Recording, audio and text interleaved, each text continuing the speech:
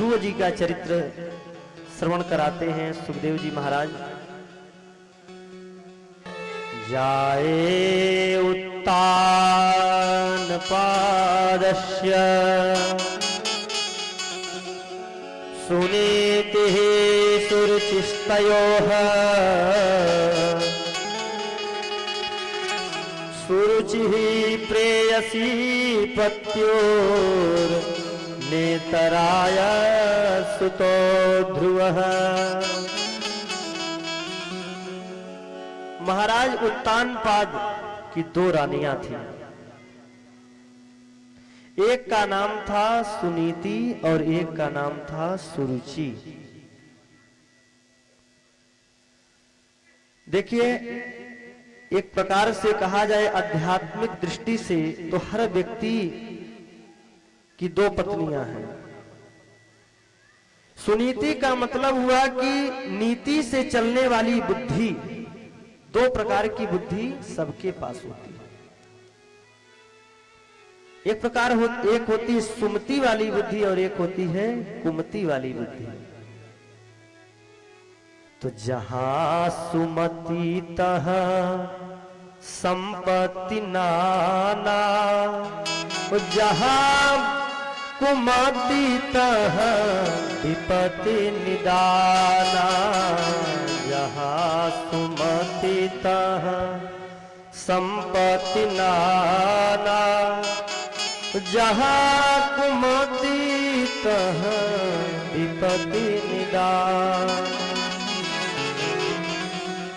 लेकिन प्रायः क्या होता है, उसी प्रकार से उत्तानपाद के पास भी दो रानियां थी, एक सुनीति और सुरुचि। सुनीति जो नीति के मार्ग पर चलती थी, धर्म के मार्ग पर चलती थी, और सुरुचि जो अपने मन से चलती हो उसी को कहते हैं सुरुचि। जो नीति के अनुसार, धर्म के अनुसार, जो हमारा धर्म कह रहा है, जो हमारा कर्तव्य है, उसके अनुसार जो चलती हो उसको कहते हैं सुनीति, और जो अपने मनमुखी चलती हो उसको कहते हैं सुरुचि। तो महाराज के दो पत्नियां थी। सुनीति मैया के पुत्र हैं ध्रुव जी महाराज। 5 वर्ष की अवस्था है। एक दिन क्या हुआ, खेल रहे थे, खेलते खेलते देखा पिताजी सिंहासन पर विराजमान है और वहीं बगल में सुरुचि माता भी बैठी थी। दौड़ करके ध्रुव जी ने सोचा कि पिताजी आसन पर बैठे हुए हैं, कभी पिताजी के गोद में नहीं बैठे हम, आज हम भी पिताजी की गोद में बैठेंगे। बालक तो हैं ही, 5 वर्ष में थोड़ा थोड़ा इतना समझ आ चुका था। दौड़ते दौड़ते गए महाराज, पिताजी के गोद में जैसे ही बैठने लगे कि सुरुचि ने रोक दिया हाथ पकड़ करके।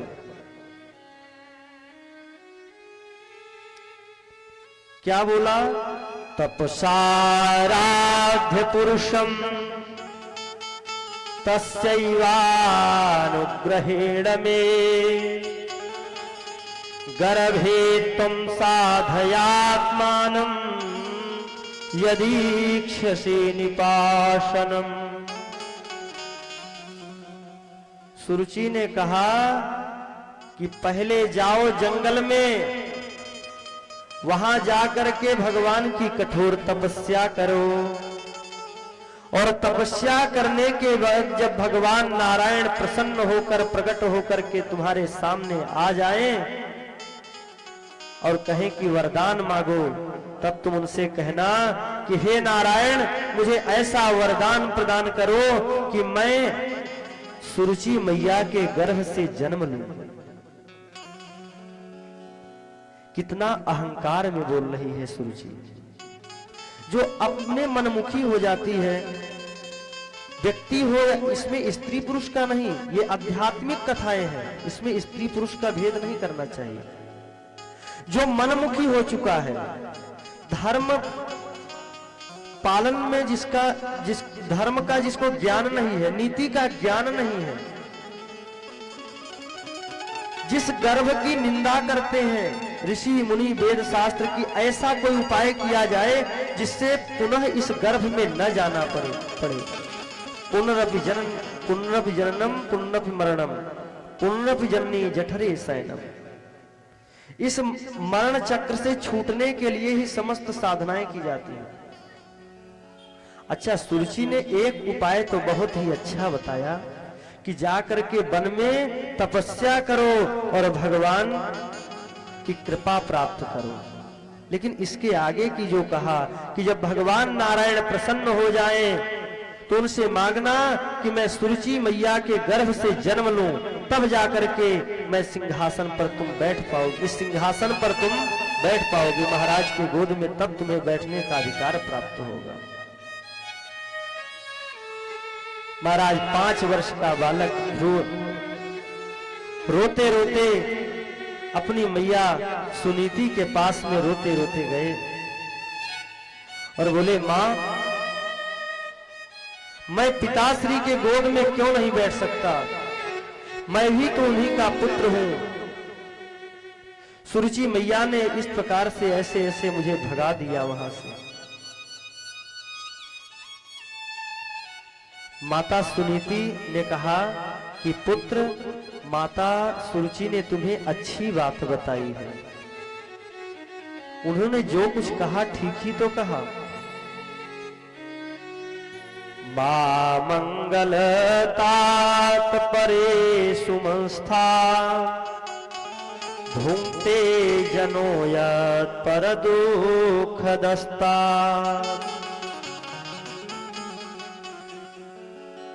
जो भी तुम्हें उपाय बताया सुरुचि मैया ने, बहुत ही अच्छा उपाय बताया। भगवान का भजन करो पुत्र।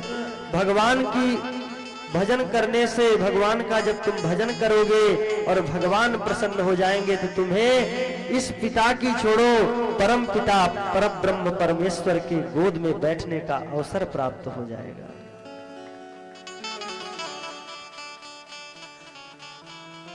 ऐसी मां सब माताओं को अपने संतान को ऐसी ही सीख देनी चाहिए। हम उनको अध्ययन भी कराएं, उनको पढ़ाएं लिखाएं, बड़े से बड़े पद पर आशीर्वाद ऐसा दें अपने पुत्र को कि वो बड़े से बड़े पद पर जाए, समस्त कार्यों को करे। लेकिन उसको बचपन से ही ऐसा संस्कार दीजिए कि मंदिर जाना ना भूले। अगर वह बड़ा हो गया, तब आप 20 वर्ष का हो गया, फिर आप कहेंगे कि मेरा बेटा मंदिर नहीं जाता, तो वो मंदिर कभी नहीं जाएगा, क्योंकि आप उसको मंदिर ले ही नहीं गए। उसके अंदर में संस्कार ही नहीं है उसके अंदर। आप 20 वर्ष का हो जाने पर कहेंगे कि कथा पांडाल में चल करके कथा सुनो, तो कथा में उसका मन ही नहीं लगेगा। अगर आप छोटे उम्र से ही उसको कथाओं में, मंदिरों में, तीर्थों में ले करके जाएंगी, तो जैसे अन्यत्र चीजों का उसको अभ्यास रहता है, उसी प्रकार से उसके अंदर ये भी संस्कार फलीभूत होगा। तो ये संस्कार हमें बाल्यकाल से ही देना पड़ता है। माता सुनीति ने कहा, पुत्र, तुम भगवान नारायण की शरण ग्रहण करो। ध्रुव ने कहा, मां, भगवान कहां मिलेंगे? तो मैया ने कहा, उसके लिए तुम्हें जंगल में जाना पड़ेगा, भजन करना पड़ेगा। वो तो सर्वत्र है, परंतु ऋषि मुनि कहते हैं कि जंगल में तप करने से, साधना करने से, तपस्या करने से भगवान मिल जाते हैं। ध्रुव जी महाराज बोले कि मां, मैं भी वन में जाऊंगा और मुझे भी अनुमति प्रदान करिए, आशीर्वाद प्रदान करिए। 5 वर्ष का नन्हा सा बालक माता सुनीति से आशीर्वाद ग्रहण करके भगवान की प्राप्ति के लिए वन में चल पड़ा। और कहां पर आए ध्रुव जी महाराज? ध्रुव जी महाराज की तपस्थली जो है वो मथुरा में ही है। यमुना के किनारे ध्रुव जी महाराज पहुंच गए। जैसे ही जंगल में प्रवेश करके जा रहे थे, नारद जी ने देखा ये छोटा सा बालक ये क्या करने के लिए जा रहा है। नारद जी महाराज आए, बोले, पुत्र, तुम कहां जा रहे हो? बोले हे देवर्षि, हे भगवान, मैं भगवान नारायण की खोज में जा रहा हूं, परम पिता परमेश्वर कहां मिलेंगे? नारद जी ने कहा कि ऐसे नहीं मिलेंगे वो। बड़े बड़े ऋषि मुनि हजारों वर्षों तक तप करते रहते हैं, योग करते रहते हैं, साधना करते रहते हैं, तब कहीं जाकर के उनको उनकी प्राप्ति होती है। ध्रुव जी महाराज ने कहा कि हे देवर्षि, आपके वचन अमृत में दूध के समान है, परंतु मेरी छोटी माता सुरुचि के जो वचन हैं वो वज्र के समान है, मेरे छाती को विदीर्ण कर देते हैं। मुझे भगवान की प्राप्ति करनी है, मुझे परम पिता परमेश्वर के गोद में बैठना है, आप मार्ग बताइए। मैं कठिन से कठिन साधना कर लूंगा, तप कर लूंगा, जो भी संघर्ष झेलना होगा मैं झेल लूंगा, लेकिन आप मुझे मार्ग बताइए।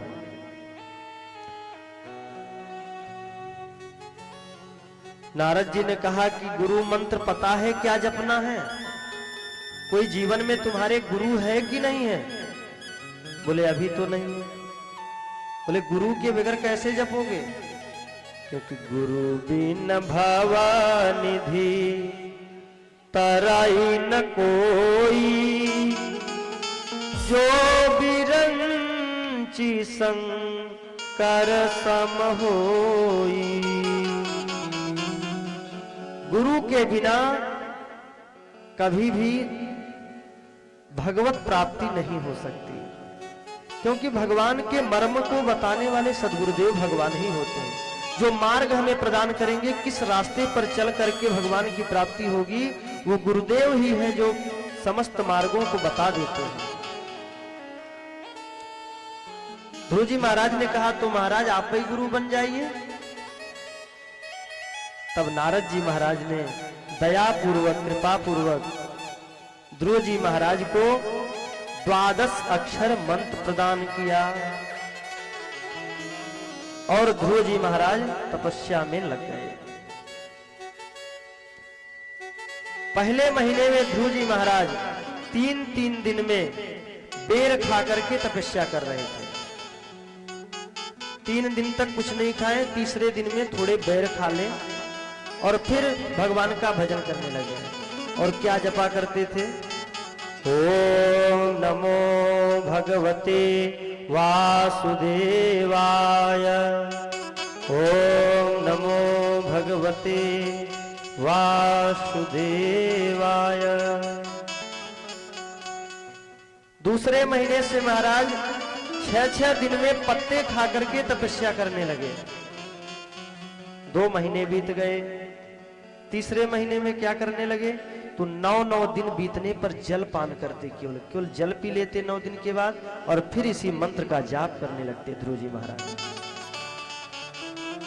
चौथे महीने में 12 दिन तक कुछ भी नहीं लेते। 12 दिन बीत जाएं तो एक बार सांस लेते थे, बस एक बार सांस ले लें, फिर सांस को रोक करके भगवान का भजन करने लगते, मन ही मन में इसी मंत्र का जाप करते रहते।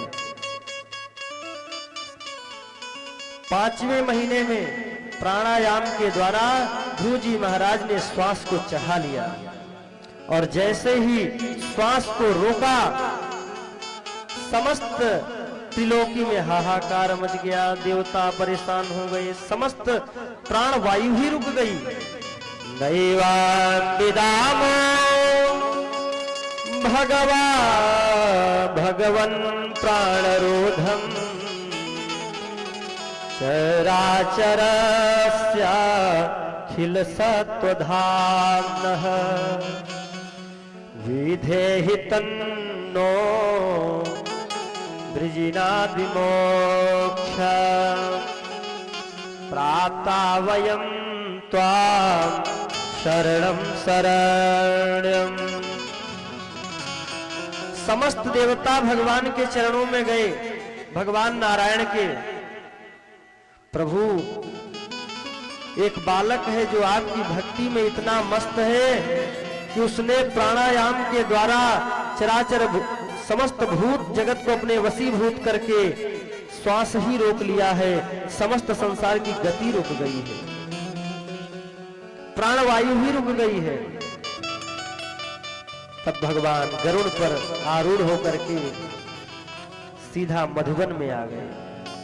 ध्रुव जी के सामने खड़े होकर के बोल रहे, पुत्र नेत्र खोलो। लेकिन जब अंदर उन्हीं की छवि को देख रहे हैं तो ध्रुव जी नेत्र ही नहीं खोल रहे हैं। जैसे ही भगवान ने जो अंदर में ध्रुव जी के भगवान की छवि विराजमान थी उसको खींच लिया, सो व्याकुल होकर के ध्रुव जी महाराज ने तुरंत नेत्र खोल लिए। देखा भगवान को चतुर्भुज रूप में, जैसे ही देखा तो ध्रुव जी महाराज स्तब्ध रह गए। 5 वर्ष के बालक हैं, सही तरीके से बोलना भी नहीं जानते, जिह्वा लड़खड़ा रही है कि किस प्रकार से भगवान की स्तुति करूं, किस प्रकार से भगवान का पूजन करूं। तब भगवान ने क्या किया, भगवान ने शंख, अपने शंख को लिया और ध्रुव जी के गालों से भगवान ने छुला दिया। जैसे ही भगवान नारायण ने शंख को ध्रुव जी महाराज के कपोल से, उनके गालों से छुआया, महाराज ध्रुव जी तो वेद वेदांतों के ज्ञाता हो गए, समस्त शास्त्रों का उनको ज्ञान हो गया और भगवान नारायण की स्तुति करने लगे। योऽन्तः प्रविश्य मम वाचमिमां प्रसुप्तां संजीवयत्यखिल शक्तिधरः स्वधाम्ना अन्याश्च हस्तचरणा श्रवणत्वगादीन्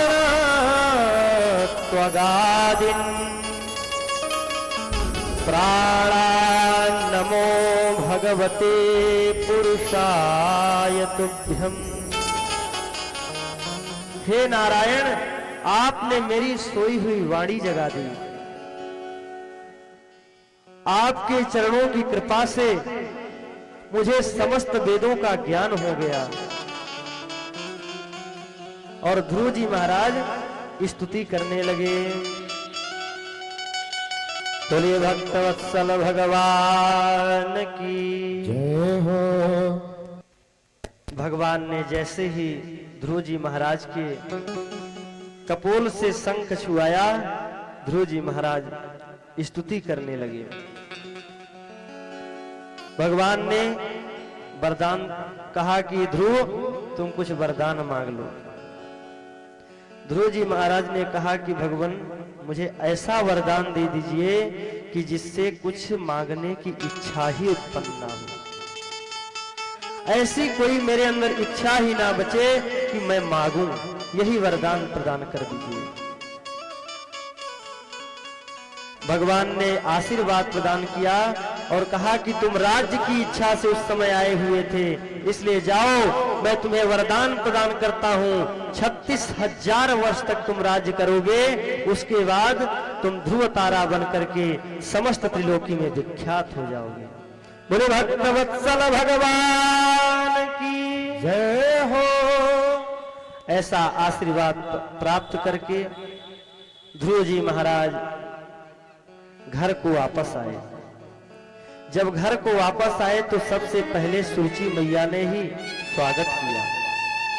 मतिर्विदूषिता देवैः पतद्भिरसहिष्णुभिः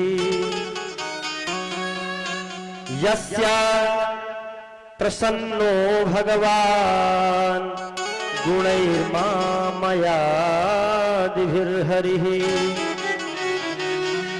तस्मै नमन्ति भूतानि निम्नमापैव स्वया।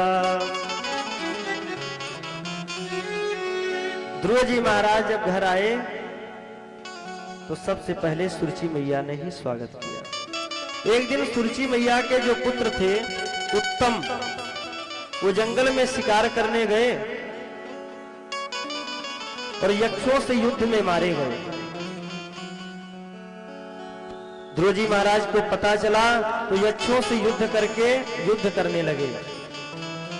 महाराज मनु आकर के उनको समझाए कि तुम्हें भगवान की प्राप्ति हो चुकी है, अब तुम इन सब चक्करों में मत पड़ो।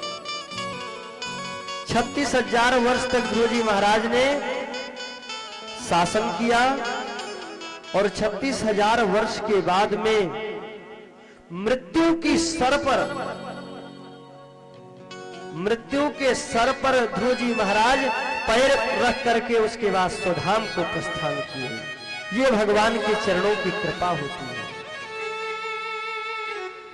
ध्रुव जी महाराज जब जाने लगे तो थोड़ा उनके मन में चिंता सी, दुखी से लग रहे थे। पार्षदों ने कहा कि आपको तो भगवान की प्राप्ति हो चुकी है, भगवत कृपा हो चुकी है, अब आप इतने चिंतित क्यों हैं, किस लिए दुखी हैं? बोले मेरी मां नहीं आई, मैं अपनी मां को भी लाना चाहता था। पार्षदों ने कहा ध्रुव जी महाराज, जिस जननी ने ऐसे पुत्र को जन्म दिया हो, जिस माता के गर्भ से ऐसी संतान उत्पन्न हुई हो कि भगवान नारायण 5 वर्ष की अवस्था में नारायण को प्रसन्न कर दिया हो, जिसकी संतान ने, उसकी माता कभी क्या सद्गति से वंचित रह सकती है? वह माता कोई साधारण नहीं हो सकती जिसके गर्भ से भगवान का भक्त उत्पन्न होता है। पार्षदों ने कहा ध्रुव जी महाराज से कि देखिए आपके आगे आगे जो विमान जा रहा है उस पर आपकी माताजी ही विराजमान है। तो जिस माता के गर्भ से भगवान के भक्त उत्पन्न होते हैं, उस भक्त का कल्याण बाद में होता है, उस मां का कल्याण पहले हो जाता है। इसलिए गर्भावस्था में संतान आए तभी से भगवान की कथाओं का श्रवण करना चाहिए। उनके नाम जितना ज्यादा से ज्यादा हो सके लेते रहना चाहिए, जिससे भगवत भक्त संतान उत्पन्न हो। और बचपन से ही उनको मंदिर ले जाना न भूलिए। जिस प्रकार से विद्यालय जाना, बहुत पढ़ाइए, अच्छा उनको जितना हो सके सुंदर से सुंदर विद्यालय में एडमिशन करवा के उनका अध्यापन कराइए, आवश्यक है आज के युग में। परंतु ये भी याद रहे कि युग के साथ साथ ऐसा कहीं ना हो जाए, इस दौड़ में, इस दुनिया की दौड़ में संस्कार ही भूल जाए, माता पिता को ही भूल जाए, हमारे धर्म को ही भूल जाए, अपने कर्तव्यों को ही भूल जाए। क्या माता के प्रति कर्तव्य है, क्या पिता के प्रति कर्तव्य है, क्या भाइयों के प्रति कर्तव्य है, क्या हमारा धर्म है, क्या हमारी संस्कृति है? अगर यह सब भूल गया तो बहुत संपत्ति एकत्रित कर लिया तो क्या फायदा। इसलिए बाल्यकाल से ही ये सब ज्ञान देते रहना चाहिए। ध्रुव जी महाराज मृत्यु के सर पर पैर रख करके भगवान के सुधाम की ओर प्रस्थान किए। बोले भक्तवत्सल भगवान की जय हो, वृंदावन बिहारी लाल की